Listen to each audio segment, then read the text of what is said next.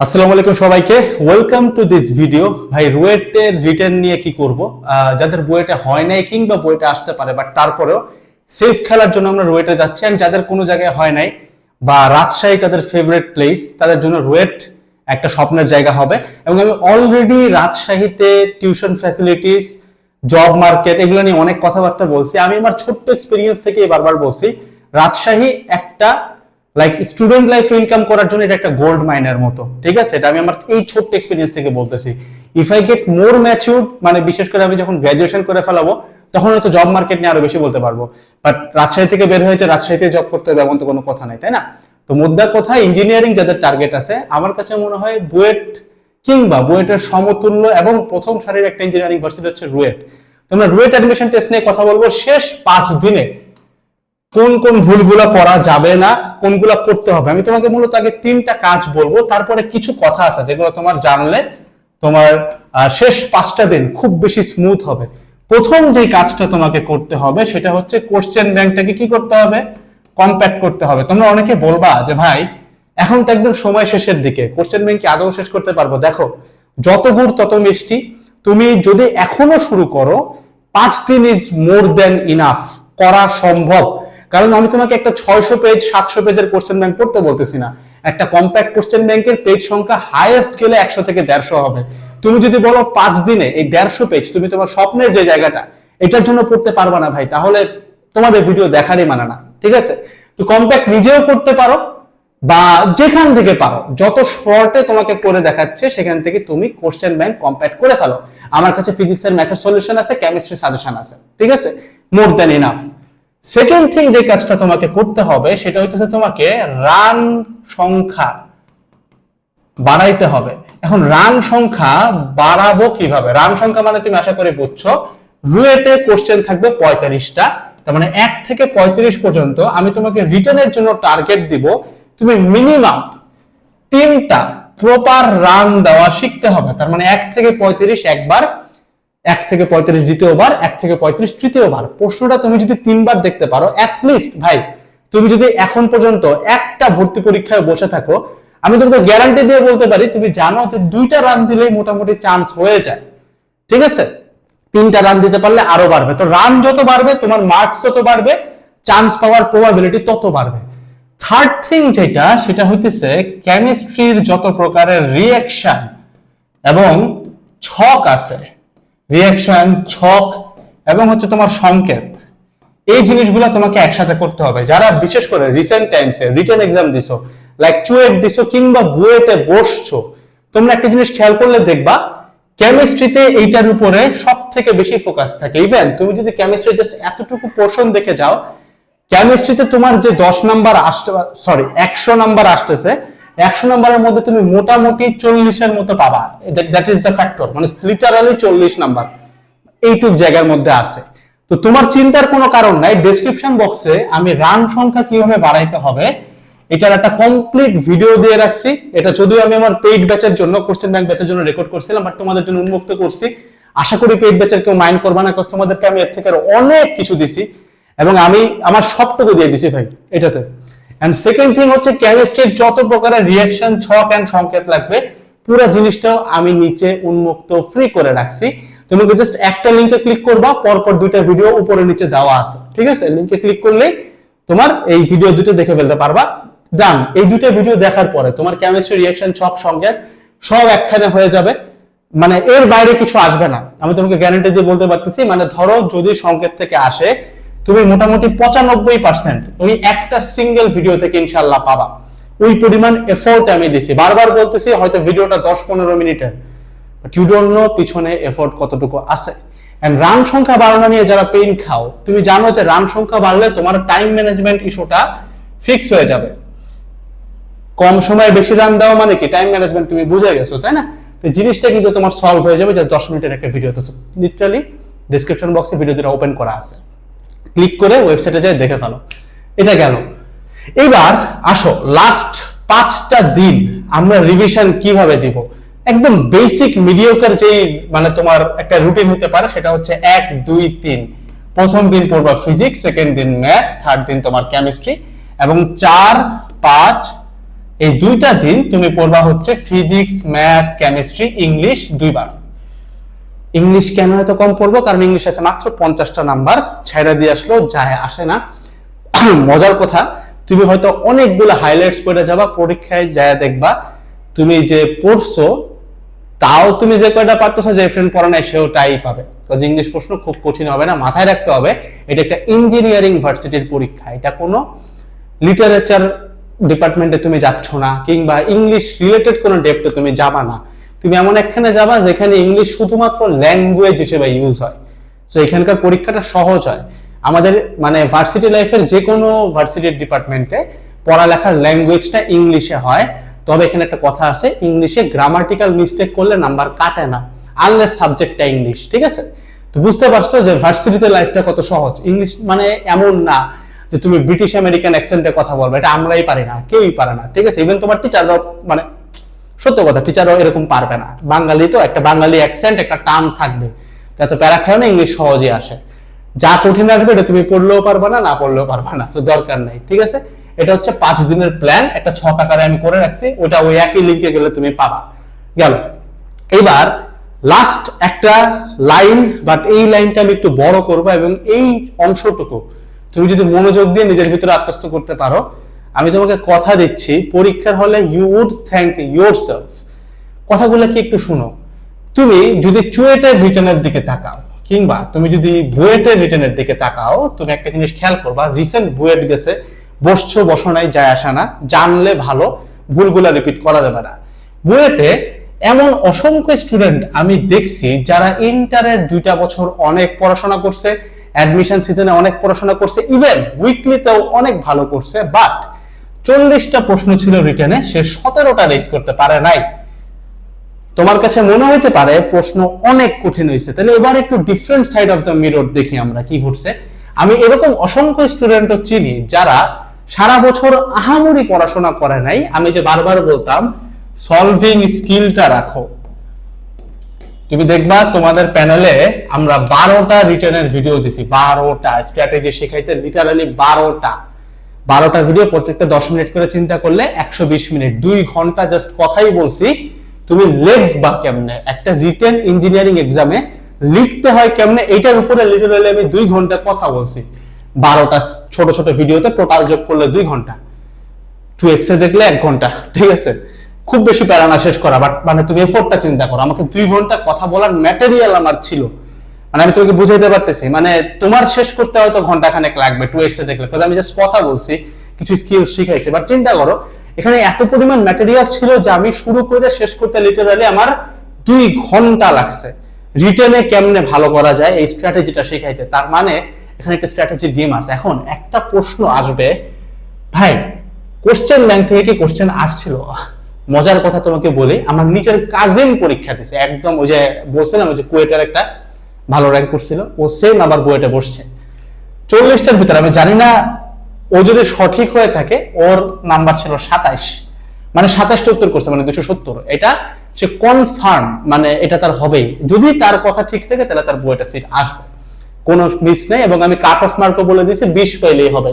20 মানে 200 পাইলে অ্যাকুরেট যদি থাকে হয়ে যাবে ইনশাল্লাহ। এখন এই যে 27টা পারলো, তুমি যদি আমার কাজিনের কথা শুনো, ও শুনলে একটু রাগ করবে যে আমি ওকে এগুলো বলতেছি, বাট কথা হচ্ছে ও কিন্তু খুব পড়ালেখা করা পাবলিক না, ও একটু স্ট্র্যাটেজিক্যাল পাবলিক। আমি খুলনা গেছিলাম রিসেন্টলি, ভেরি রিসেন্টলি, তখন আমার সাথে বসে আমি ওকে জাস্ট বুঝাই আসছি যে ভাই তুই জাস্ট ইঞ্জিনিয়ারিং কোশ্চেন ব্যাংকটা কর, যেহেতু আমার কাজিন আমার কন্টেন্টও ফ্রি অ্যাক্সেস পায়। তো জাস্ট কোশ্চেন ব্যাংক থেকে ওর ভাষ্য মতে, আমি কিন্তু পুরো কোশ্চেন এখনো দেখি নাই, ওর ভাষ্য মতে, এবং সাথে আমি আরো বেশ কয়েকজনের সাথে যদি এভারেজ করি, ও আমাকে বলছে প্রায় 32টা পাইছে কোশ্চেন ব্যাংক প্যাটার্নের। সত্যি কথা, ও পাইছে। এন্ড আমার অন্যান্য যারা স্টুডেন্ট আছে, মানে আমার কাজিন না, তাদের কাছ থেকে আমি একটা রেঞ্জ তোমাকে বলতে পারি, 28 থেকে 35 হবে না, এরকম ধরো 35 মনে একজন বলছে, আমি শিওর না, বাট ধরো আমি ধরে নিচ্ছি 30। তুমি যদি এভারেজ করো তাহলে আমি বলতে পারি 30টা কমন ছিল। একটা প্রশ্ন তোমার মাথায় আয়সা পড়ার কথা যে ভাই যদি 30টা কোশ্চেন ব্যাংক থেকে আসে 40টার মধ্যে, 35টা আমার যে রুয়েট আছে, 35টার মধ্যে তো অ্যাটলিস্ট 25টা আসবে। যে কোনো ভার্সিটিতে 50% to 60% কাট অফ থাকে ইঞ্জিনিয়ারিং এ। আমার তো 35-এর মধ্যে 20টা পারলেই চান্স হয়ে যাবে, ভালো মতো চান্স হবে, টপ 500 এ থাকবে। তাহলে আমি সারা বছর কেন অন্য কিছু পড়ছি? ব্যাপারটা হচ্ছে সারা বছর আমি কিন্তু কখনোই একটা ইন্টার ফার্স্ট ইয়ারের ছেলেকে যাই বলি না এখন থেকেই সব বাদ দিয়ে খালি কোশ্চেন ব্যাংক পড়ো। কেন বলি না? এটার একটা এসেন্স আছে। কেন? Because it's about solving skill.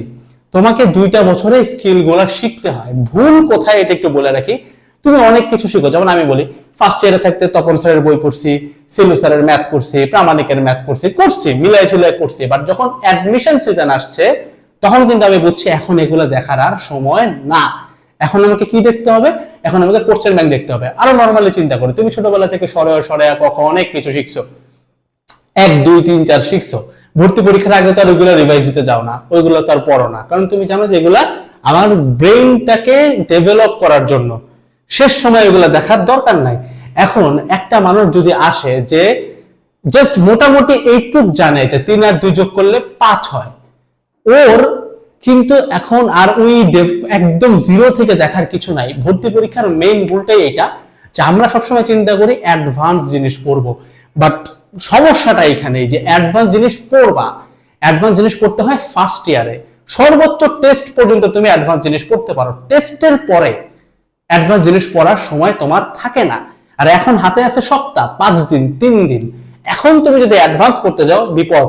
এই অ্যাডভান্স পড়তে যাই সে লিটারালি এত অ্যাডভান্স পড়ছে যে বই থেকে আমি 30টা বাদ দাও, 25টা ধরলাম, 25টা আসছে, সে লিটারালি 17 উঠাইতে স্ট্রাগল করছে। এবং আমি জানি সে আমাকে 17 বলছে, সে অনেক মিলায় যোগ বিয়োগ করে বলছে। তাহলে বুঝো, চিন্তা করো যে সমস্যাটা কোথায়। মেইন সমস্যাটা আমরা জানি না যে ফোকাসটা কোথায় করতে হবে। ছোট্ট একটা উদাহরণ দিই, একটু খেয়াল করলে বুঝবা। লিওনেল মেসি, হ্যাঁ, অস্থির লেভেলে ফুটবল খেলে, কিন্তু এই মানুষটা একটা জায়গায় মিস করে। কি বলতো? আমার গালি দেও না, বাট এটা সত্য, আর্জেন্টাইন ফ্যানরাও বলবে, পেনাল্টি। মাঝে মাঝে পেনাল্টি মিস করে, নেইমারও মিস করে, রোনালদো মিস করে, বাট মেসিকে নিয়ে আলোচিত বিষয়, কারণ মেসি অনেক ভালো করে। এই তো পেনাল্টি মিস করে কেন? যেই লোকটা, মানে কথাগুলো তোমার অ্যাডমিশনের জন্য খুব জরুরি তাই বলতেছে, যেই লোকটা লিটারালি ডিফেন্ডারের যে বক্স, ওই বক্স থেকে বল টান দিয়ে নিয়ে গোলকিপারকে কাটায় গোল করতে পারে, এতটাই স্কিলফুল, সে লিটারালি একটা পেনাল্টি, মানে কেউ নাই, জাস্ট গোলকিপার এন্ড হিম, কেমনে মিস করে? রিজন হচ্ছে ফোকাসের অভাব। সে মানুষ মাঝে মাঝে ভুল করতেই পারে, ফোকাসের অভাব।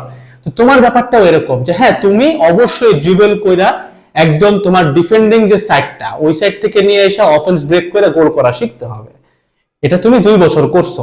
এখন লাস্ট টাইমে খেলা হচ্ছে পেনাল্টি ভাই, তাহলে তোমাকে এখন তাহলে কিছু ফোকাস করতে হবে? জাস্ট গোল করায় ফোকাস করতে হবে, জাস্ট পেনাল্টিতে ফোকাস করতে হবে, জাস্ট চান্স পায় ফোকাস করতে হবে, জাস্ট কোশ্চেন ব্যাংকে ফোকাস করতে হবে। এই কথাগুলো আমি জাস্ট ব্যয় করছি এতটুকু তোমার মাথায় আরেকটা বার হ্যামার করার জন্য যে this is gonna be your last shot, RUET. এর আগে তুমি যদি অত্যাধিক কঠিন জিনিসপত্র পড়ো, সারা জীবন কপাল চাপড়াবা। কঠিন জিনিস তুমি 2 বছর পড়ছো, পড়ো নাই, কিচ্ছু যায় আসে না। ওই কঠিন জিনিস পড়ে কার লাভ হয় জানো? মোটামুটি আমি বুঝাই, তোমার নাম্বার আছে 35 না, কাট অফ মার্ক কত হবে? তুমি যদি 50% চিন্তা করো 18, তাই তো? আমি 60% চিন্তা করতে চাই, তাহলে ধরো 20, আমি ধরে নিলাম 20। দ্যাটস দ্য সুইটেস্ট স্পট, মানে 200 আউট অফ 350, সুইটেস্ট স্পট, মানে একদম সেফ মার্জিন। ঠিক আছে, মোটামুটি টপ 500 600 এ তুমি থাকবা, জাস্ট কাট না। ভালো ভালো নাম্বার এটা 200, কিন্তু মানে যারা পরীক্ষায় বসছে তোমরা জানো, এখন ভিডিওটা দেখলে মনে হয় যে ভাই 200 তো এমনি উঠাবো, পরীক্ষার হলের প্রেশার সেম থাকে না। আর তুমি তো কঠিন জিনিস পড়ছো, পরীক্ষার হলে সবকিছু ক্লিক করে না। এই যে 200 নাম্বার, এই 200 নাম্বার একদম লিটারালি তোমার কোশ্চেন ব্যাংক থেকে আসে, অনেকটা তোমার পেনাল্টি গোল স্কোর করার মতো সহজ জিনিস, তুমিও পারবা। এইবার যত এক্সট্রা পড়বা, আরো তো এখানে 150 নাম্বার আছে না? এই 150 নাম্বার হচ্ছে তোমার 2 বছরের ফসল। একটা জিনিস বুঝতে হবে যে এখন যদি আমি কি লিখতে জানি না, ফসল লিখছি, এখন লাস্ট টাইমে আইসা তোমাকে যদি কেউ বুঝ দেয় যে তুমি চাইলে এখনো রুয়েটে টপ 100 এ যেতে পারবা, এইটা ইম্পসিবল। বুঝো, এইটা ইম্পসিবল। কিন্তু কেউ যদি তোমাকে বলে ভাই চান্স পাবো নাকি লাস্ট টাইমে আইসা, পসিবল। আরেকটু শিখো, বুঝবা, এই জায়গাটা একটু রিলেট করো, তাহলে তোমার লাইফটা সহজ। তোমাকে যদি বলি তোমার হাতে 4 ঘন্টা 5 ঘন্টা টাইম আছে, পেনাল্টি শুট করতে হবে, 5 ঘন্টায় পেনাল্টি শিখা সম্ভব। এই পেনাল্টি মানে হইতেছে চান্স পাওয়া। এইবার তোমাকে যদি আমি বলি 5 ঘন্টা টাইম আছে, তোমাকে মেসির মতো বা রোনালদো বা নেইমারের মতো গোল করতে হবে পুরো মাঠে দৌড়ায়া এগেইনস্ট 11 প্লেয়ার্স, ইম্পসিবল। এই যে পুরো মাঠে ড্রিবল করে দৌড় করাটা হচ্ছে তোমার টপ করার সময়। এই লাইনটাই আমরা বুঝি না।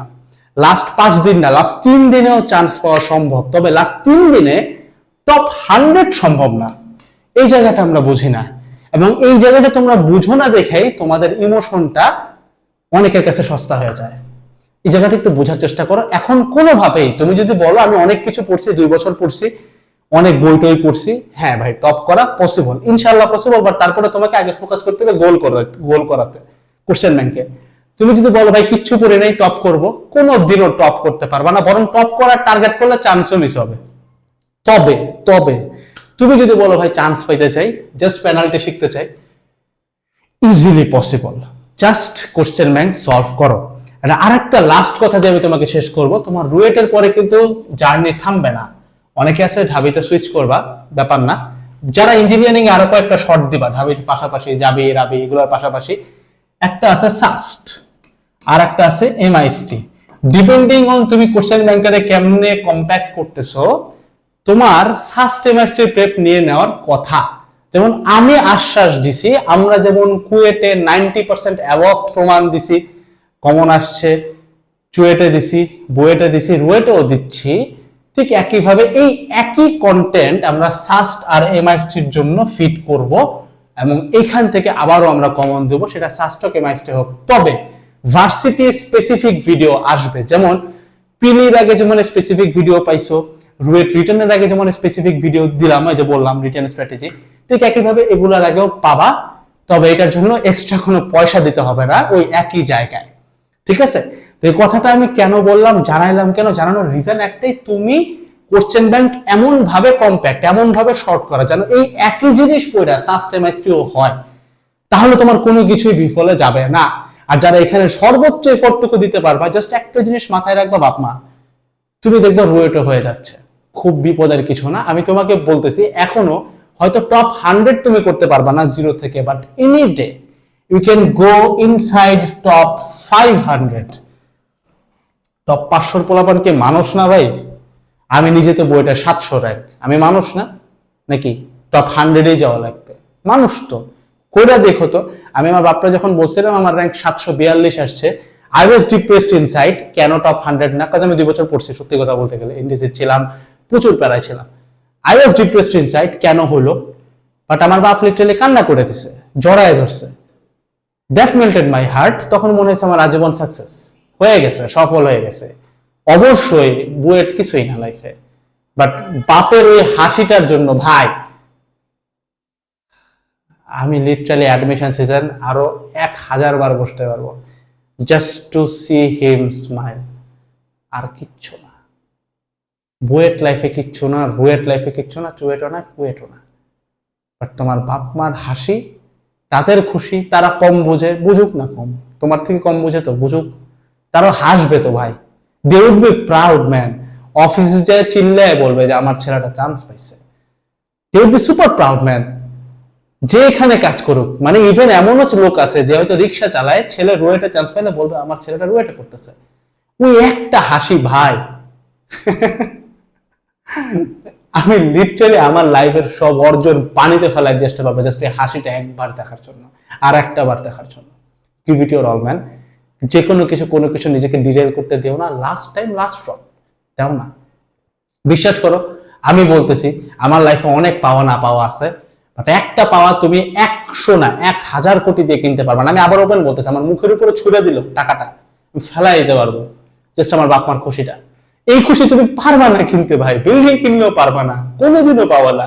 কারণ তারা এটা 20 বছর বিলিভ করছে, তারা 20 বছর এটা বিলিভ করা নাই যে তুমি অনেক টাকা পয়সার মালিক হবা, তারা চাইছে তুমি একটা ভালো জায়গায় পড়বা। তারা তো তোমাকে নিয়ে মানে একটা রিজনেবল ড্রিম দেখছে, এই পর্যন্ত দিয়ে আসবো, বাকিটাও বুঝবে। তাহলে ওনারা যতটুকু বুঝছে, তারা জীবিত থাকা অবস্থায় এই হ্যাপিনেসটা দেখানোর জন্য হইলো এখন থেকে নেক্সট টাইম কোনো ইউটিউব ভিডিও না, জাস্ট কোশ্চেন ব্যাংক ছোট করব, সাজেশন ক্লাস শেষ করো, কোর্স কিনবো না, নিজে করব, but anything for my dad, anything for my mom, anything for my family ভাই, লিটারালি এনিথিং। আর টাইমটা আসবে না ভাই, লিটারালি আর টাইমটা আসবে না। আমি ইমোশনে হিট করতে পারি না, আমি জানি না এখনো হিট করতেছে কিনা, বাট এই জায়গাটাতে আসলে আমার লিটারালি গুজবাম্পস হয়।